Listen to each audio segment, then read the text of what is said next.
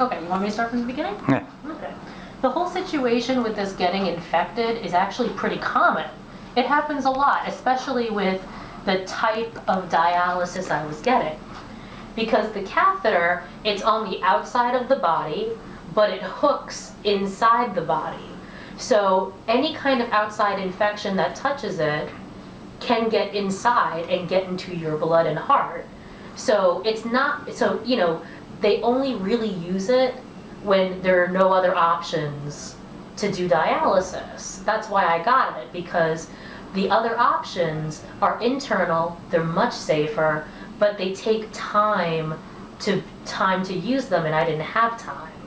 You know, they can take 1 to 2 months before they're ready for use, and I didn't have that time to wait.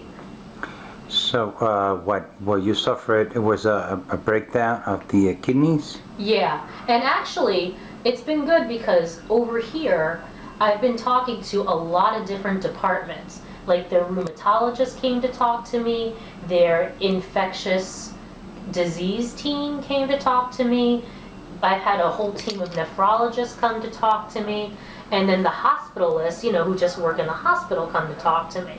So I've been talking to a lot of different, you know, specialists who have been analyzing it and analyzing my blood work. They've been getting my records to try to pinpoint what happened.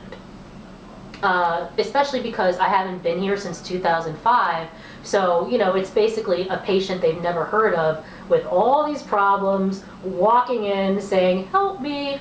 So, you know, they've been, you know, really scrambling to find out for themselves what my history is and how I got into this situation. So, you know, I mean, it probably would have been more efficient if I went to NYU, where they have all my records already. But since my dialysis is here, and it's physically the closest, and, you know, it was an emergency, I thought it was better to go to the closest logical place, you know, to get checked out. So that's why I came here.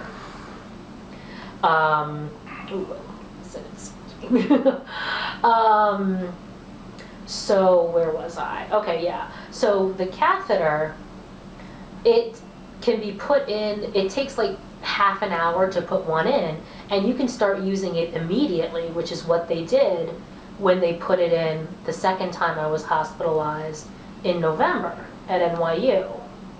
So, you know, that's why they use it, but it's really the least safe option because it's prone to get infected. Now, you know, I don't know how quickly, you know, it can get infected. In my case, it just got infected really, really fast. And they don't, and you know, none of the doctors can say when it got infected or where it got infected, because, you know, it's outside your body, so it can get infected anywhere. I mean, they have a lot of steps and they tell you, don't shower with it, don't get it wet. You know, there's a lot of things you can't do. You have to be really careful with it. And every single time you go to dialysis, they really clean it to keep it clean, and they flush it out from the inside. So they take a lot of precautions to keep it from getting infected, but still, the infection rate is like, from what they told me, like 30%, which is really high, you know? So, you know, what happened is I got a really common infection. They said it was a staph infection, and it's like super common. Almost everybody has it in their skin, you know, and it just settled in, and, you know, bad. And it was basically, you know, this is basically just bad luck. Now, so during this time, what they're going to be doing is doing the dialysis, cleaning up your blood for 6 months, and at the same time they're going to be dealing with the lupus, or Yeah, the original plan was to attack the lupus with a Rituxan infusion, which comes in 2 parts.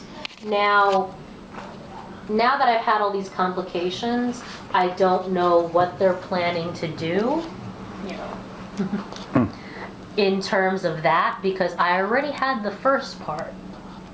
But the second part is obviously I cannot have it until all this is cleared up, until the infection is out, until my body is stable enough to endure another infusion, if they even think it's a good idea.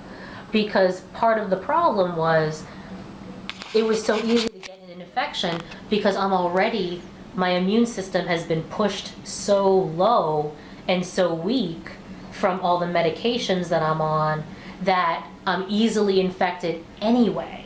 So to put more and to suppress it even further could be dangerous. I don't know, that's up for the doctors to analyze and, for all of us to make a decision on that. But the original plan was to attack the lupus with Rituxan because I can't get a new kidney until the lupus is cleared up, because the lupus would just eat up the new kidney. So the Rituxan would do that, and in the meanwhile, I would stay somewhat functional and clean out my blood and protect what's left of my kidney function with the dialysis. So it would be like a two-pronged assault. And the dialysis is much more immediate. It immediately cleans the blood out a little bit. It immediately takes some of the extra fluid out of my body so I can walk.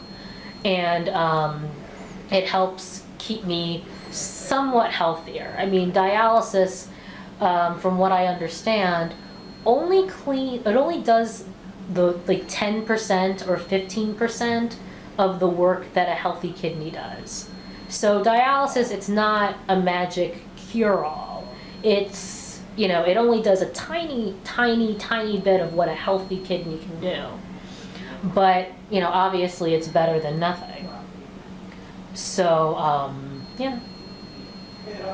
So that was the plan. So right now they have to reevaluate how strong, once the infection is gone, because of the infection, if it's anywhere in my blood, and the antibiotics don't get rid of it completely, then it can come back, it can settle in the heart, it can settle in the bones, it can, cause serious problems later on.